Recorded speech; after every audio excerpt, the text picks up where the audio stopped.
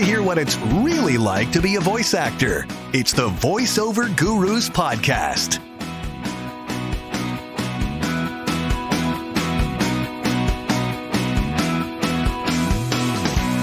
So welcome back to another episode of the Voiceover Gurus Podcast. I'm Linda Bruno, and joining me today, the lovely Alyssa Jason. Hello, everyone. So excited to be here for this. Yes, we are doing a group little conference here today. There's a topic that I have been wanting to discuss on the podcast for a while now and finally found the perfect person to do it. Because mental health is so important for actors and for what we do on a day-to-day basis. So I would like to welcome Anna Hindell to the show. Hi, Linda. Hi, Alyssa. It's really exciting to be here. Thanks for having me. Yeah, this is great because you mentioned you're a Gestalt psychotherapist and you're right down the road from us. You're in New York City. We're on Long Island. And you also practice yoga and you teach yoga. And so you had mentioned in your email that you actually had some physical ways that actors could, use to try to help them ground themselves. But I guess just first off, tell us a little bit about yourself. Sure. So I'm a Gestalt psychotherapist and Iyengar yoga teacher, and both of those and so I have a private practice in New York City, and the way I work with people is a real body-mind somatic approach. So there's different approaches, and one is really just working with your thoughts and actions. And the approach I come with is really that your body is the house of your emotion. And it's really, we're getting information all the time.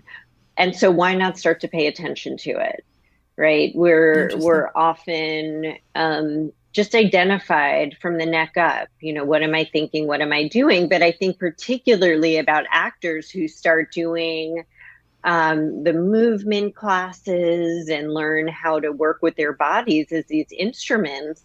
And so to know yourself really well so that you can be clear about your intention, what you're trying to get across, what you're feeling, how to support yourself. All of those things are so important that our tools and ways of working, particularly with actors, that can lead to having a better way to support yourself to do this work and to last longer. Right. Mm-hmm. I think about the amount of rejection that actors, voiceover people have to deal with on a regular basis. Yes. And how to build up the resilience, how to keep your eyes and intention clear on what you're doing so that you can keep moving forward, even if you get 50 no's for every yes. Right. I find that the biggest concern I feel is that people get rejected so much to the point that it just beats them down. Mm-hmm. And then it affects everything. And then they either leave the business or in general just feel terrible, mm-hmm. And it's just so important to be able to figure out, I guess, find some ways or some things to help because we can't avoid rejection. It's just part of our day-to-day life. It is true. And I think that it's very hard to have the constant rejection. And so hopefully people get a win in there. You need a win sprinkled in there along the way to keep you going and to keep you optimistic. And maybe if it's not that paid win at the beginning, but, finding the wins with, other friends and creating your own things and remembering what you love and why you've chosen this path in the first place. That's great. And I think related to what you were saying, Anna, the rejection eventually gets stored. And I'm always speaking about this, whether you're experiencing that rejection personally or it's showing up in your professional life, it does get processed through the body. So it's like this catch-22 that you're processing the rejection through your body, you're processing the emotion through your body, it's being stored somewhere. And now you have a block in what is your total instrument as an artist.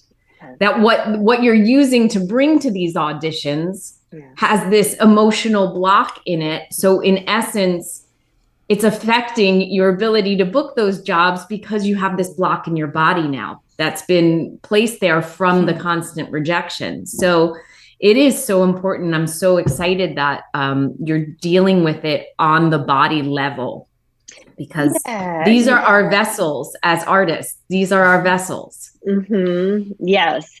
And, one of the ways, there's many layers of the ways in which I work with people. And of course, you need to build the relationship first and foremost, whether an actor is going to any therapist, the relationship, all the studies come down to how that's most important versus offering a really particular technique or approach. But so once a trusting relationship is established, I think that I like to really start a lot of my sessions with body scans, and I do a few of these and demo a few different ways to do this on my website, which we can put in the show notes, annahindell.com.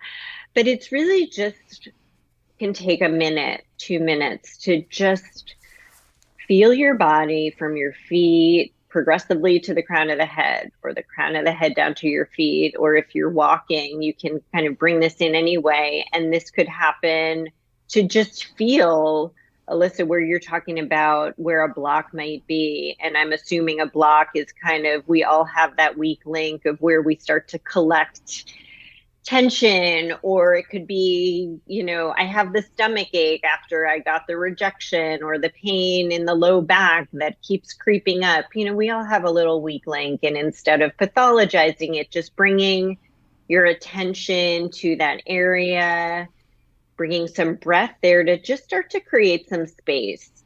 And then you get to dealing with the feelings, which there's really no way around it. And the beauty is that feelings don't kill us, but they're just there to digest, to feel. I often think of them like food. We have to feel the hurt of, oh, I didn't get that job, and breathe into it and take care of ourselves in a way in which, so that it's not stuck, shoved, or pushed away, or we don't act it out in anger or some other way with the people we love at home, or some kind of self-sabotagey way. Do you have any suggestions for anything that maybe we could do on a daily basis, just as a kind of like putting up that protective armor a little bit before you head out for your auditions for the day? Absolutely. I think, we're not robots. We have a different living, breathing experience all the time. And I think taking that pause and checking in, what am I feeling in my body, and waking yourself up to yourself, whether that's through a body scan, whether that's through a little bit of movement. I'm kind of like swaying a little bit in my seat as we talk, because I'm just, I think about having this vessel of your body, and you have to know it really well and hopefully find that fluidity and movement in it. And if you're going, whether it's just getting up for your day and, putting on your human professional costume, so to speak, you want to feel good and feel supported. And that could be a body scan. That could be lying down on your back. That could be lying on your belly and starting to move around and roll around. And then also checking in with what you're feeling, but then also what message are you telling yourself? How are you talking to yourself? Because what we feel in our body is going to reflect how we speak to ourselves. I'm not going to get this job. Oh, okay. And as I say that, I feel a dropping in my chest. Mm-hmm. Okay. So I could keep going in that dropping of my chest, or I could try to sit upright and roll my shoulders back a little bit and open my chest from the center to the sides, not to force it, but just to encourage a little bit of change, a little bit of that mini transformation to get myself ready for the day. And that's great. How we hold ourselves is really going to affect how we feel and the messages we tell ourselves.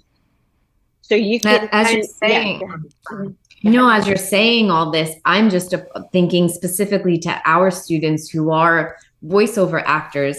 If you are carrying yourself like this, you're literally constricting the very instrument that we work with. Mm-hmm. Like the voice is one of the first instruments or first sounds, first pieces of the personality that gets affected by emotion. Mm-hmm. Mm-hmm. So it's like, how, as you're saying this, if you open and you're just standing there, your instrument's going to be freer as well. Mm-hmm. It seems so simple, but it is simple to do, but to remember to do it is the other part of it. I know that after doing this for so many years, and Anna, it's been like 30 years of auditioning. I'm exhausted. It's like my motivation that I had, and maybe it's because I've done a lot of work, I've got clients and everything, but there's some mornings I get up and I'm like, oh my God, I don't want to do this today. Because it feels like this never ending sometimes, cycle of audition, don't hear anything, audition, don't hear anything.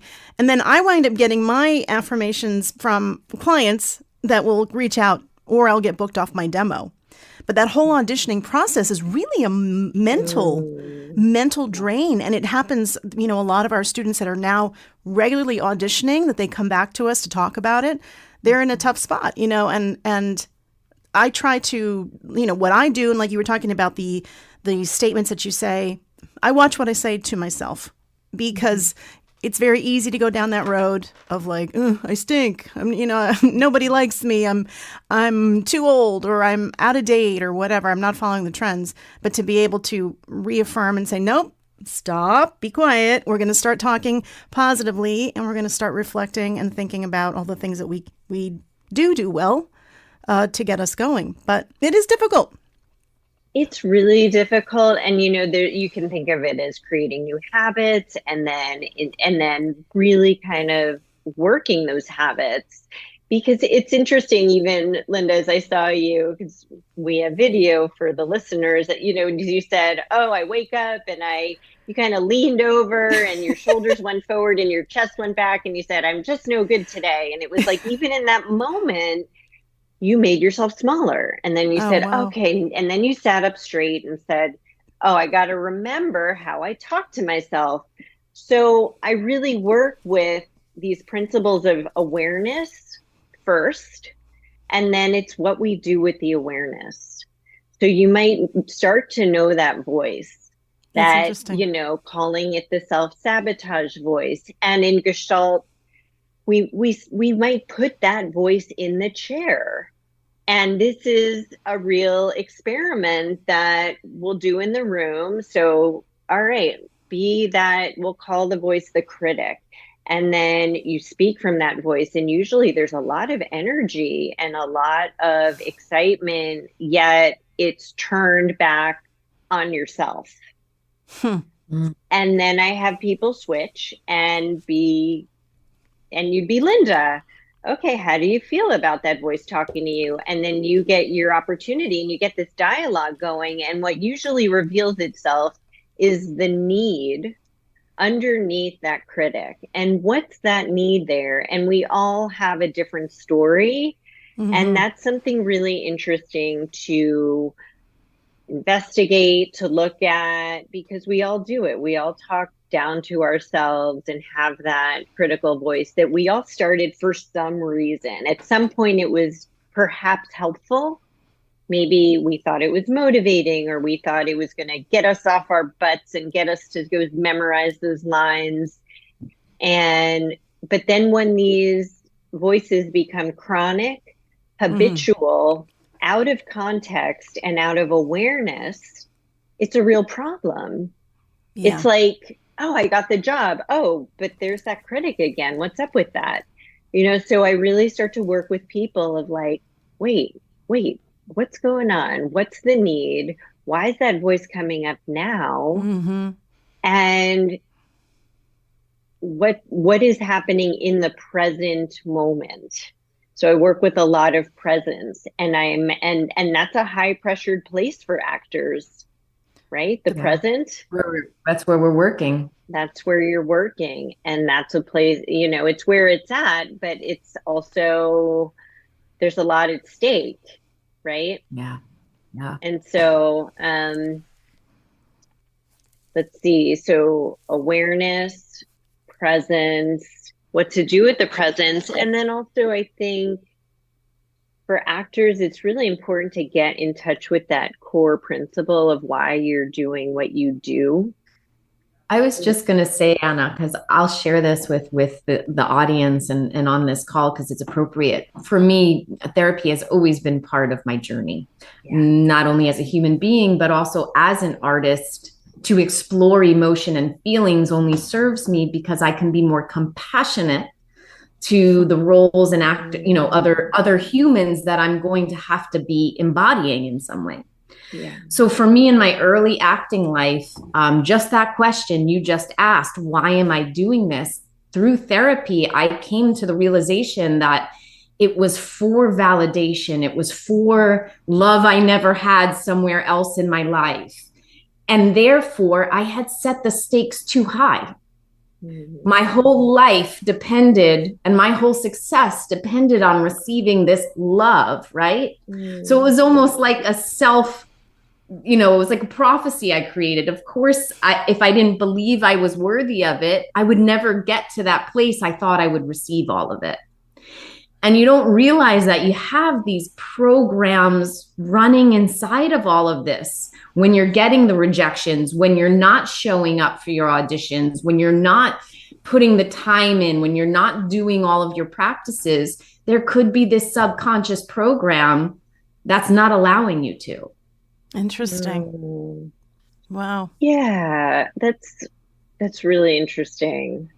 And I think that, I'm giving all of these ways in which I work with actors and these different tools and approaches that could be useful, but sometimes, thinking about therapy as a journey and as a space to discharge and process the process you're going through as an actor, living that life. It's such a hustle. I can't even imagine that therapy can just be that 50 minutes a week to just let go, be yourself, and metabolize all of those feelings and digest them so that it can also serve as a grounding while the rest of life can feel a little bit out of your control.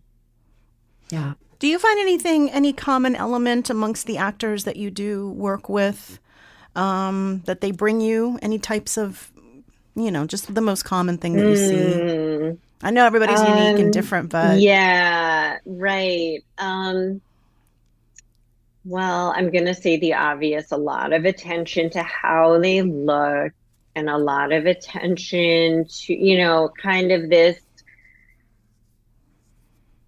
It's such a little trap, isn't it? Because there's ideas around what you want to look like and what's beautiful and what would be, quote, and I'm doing my air quotes, better. But then you walk into an audition and they want a different look. Yeah. So, I've seen extremes of that where people then get on a cycle of doing a bunch of things to manipulate the way their body looks in this service of trying to fit into a role versus that going in and kind of mining the gems that you have inside. And I don't want to say one is better or worse, or, we all have our journey and we all have to figure out what we need to support ourselves. And I think that if you can find that whatever that reason is that keeps you going, I'm going to, that's going to allow for more resiliency. That's going to keep you waking up. And when the rejection comes in, you remind yourself go back of to this. that place. Exactly. You can go back to that grounding place. How do you feel about social media? But yeah, like what about it? Well, for in the voiceover world, the communities, it's all thing. Everybody has to have their own social media channels, right? But then they get on there and they brag. I just booked this. I just booked that. And the thing is, the majority of their followers are other actors, and so it just leads to that feeling of, oh God, they booked that. I didn't book that. I remember I used to joke that, Facebook has sort of had its heyday, but I used to joke like 8 or 9 years ago, Facebook keeps me in business because people like do the whole compare despair. Yes. I go online, I'm trying to like put myself out there, but I'm seeing this this snapshot of another person doing their thing. And I'm comparing myself and then putting myself into despair. Mm-hmm. And that can be hard. I think if I could get off social media, I would. Yeah. Honestly. I think that social media can, if you're working it to serve as a strategic, getting yourself out there, and it's challenging yourself that way, or you have a real vision, I think that it's good to be really clear about what you're doing, and then try to leave the rest and not get caught up in it, because it's not, I think of it, if you're doing it for marketing, it's another tool. But I think what ends up happening is people start kind of hanging around on social media when they don't know what else, I need a little brain break, and I need to just kind of, I don't quite want to do something, but I don't, and then they just see how seemingly fabulous everyone else is, and it just brings them down. And I think that particularly with actors, it's like what I said before of like, you got to sprinkle in those wins, and you got to kind of, actor or not, we want to keep moving toward where things are warm and things are open and things are welcoming. And if when you look at social media, you're just going, oh God, everyone, that's easy to just tear yourself down, then it might be, let me try to market myself a different way. Let me try to be creative and have old school human contact.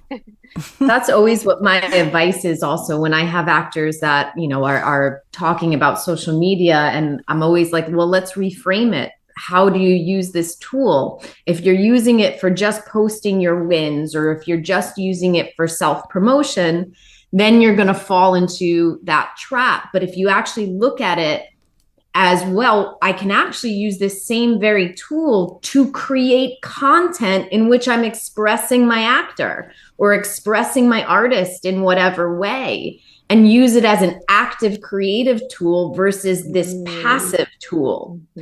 Because it can be a form of expression if you use it actively versus passively. And I think most of us, because our brains have become so wired to doom scroll and just fill time, we've become so passive with it that we feel like the only time we have something to share is if we got some sort of validation, and then we share it. Right. Instead of like actually creating that validation for ourselves by making a really cool video, do a monologue, record it. It's interesting. I think about that. So most of the social media you're seeing in your community of actors is people that are just announcing their wins. Especially in the voiceover community, for sure. Yeah.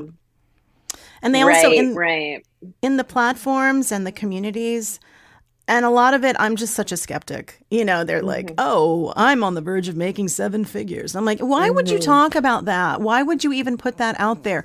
If you're doing it, good for you. That's great. But you know what? Everyone else is reading this and feeling like crap, and thinking they're not good enough. And that's the stuff that really drives me crazy. I don't agree with that. I mean, we're all about reality. Everything's reality based with us. We talk about the difficulties and talk about the reality of becoming an actor or a voice actor, because it's very, very hard, as opposed to attaching this glamour. There's a glamorous aspect added to being a voice actor, which doesn't exist. It just really doesn't exist. But Yeah, I find it so unhealthy mentally. You know, it makes me think about the long game, and you know how when someone, an actor, you know, would come in my office, it's like some of those really important questions of, let's get in touch with why you're doing this, and what do you love about this, and why. I think acting and some of the arts are fields where if you have to do it, do it. And that about wraps it up just for today, because we have part 2 coming for you next week, because there's always just so much great information being exchanged that we couldn't put it in just one podcast. So next week, join us for our second half of our podcast with Anna Hindell, Gestalt therapist, to talk further about your mental health, my mental health, and what we can do about it as voice actors. See you then. Thanks for listening to the Voiceover Gurus Podcast. Real talk about the voiceover industry. Learn more about us and get coaching at voiceover.guru.